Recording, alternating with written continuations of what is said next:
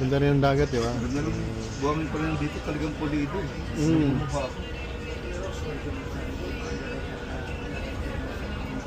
Ayan, yung buhangin parang ganda, oh.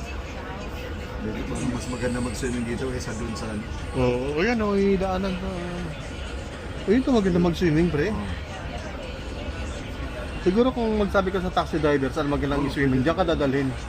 Venturol yung del chat. Ayan, oh, may ano sila, oh, ayan, oh. Tinanong ko kanina sa taxi, 20 lang. Papunta ng San Fernando. 20. 20. Ay, dito na tayo. Oo nga. Pagbalik, anong oras nga ang ulit ang Alas 11, last. ang last, ano, alas 11?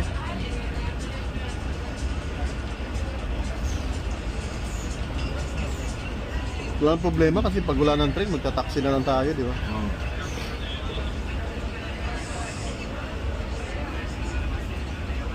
Ka-uniform pa kami bukas. Sa meeting namin. Kami nag-ganon kami. Ano kasi, Picture kayo. pipicturean nga yata kami. Kami nagpa-picture na kami. Tapos pagkatapos ng meeting, hubad ka agad ako. Sila na bahala doon, Oo. sila doon, naka-chop sila. Trabaho ng lunch. Parang pag hindi ka na naman nasanay, parang nainitan ka na naman, ano? Oo.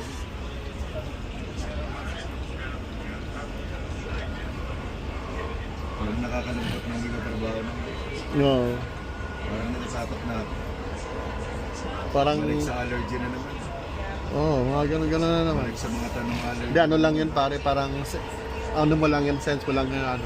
Pero pag nandun na, ayan, babalik agad yung confidence mo. Parang nawala ka ng confidence, no, minsan, no?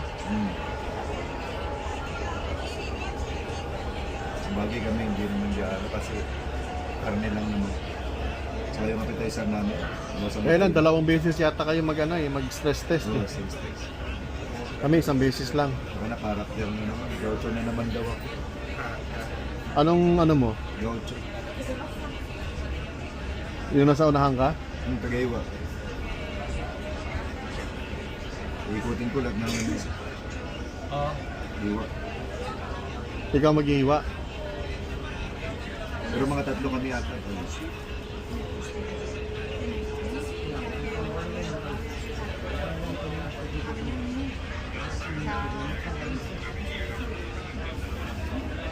Ano yun? Gaucho tawag doon? Mga gaucho.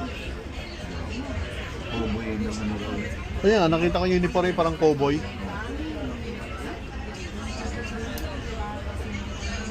Cowboy ng South America.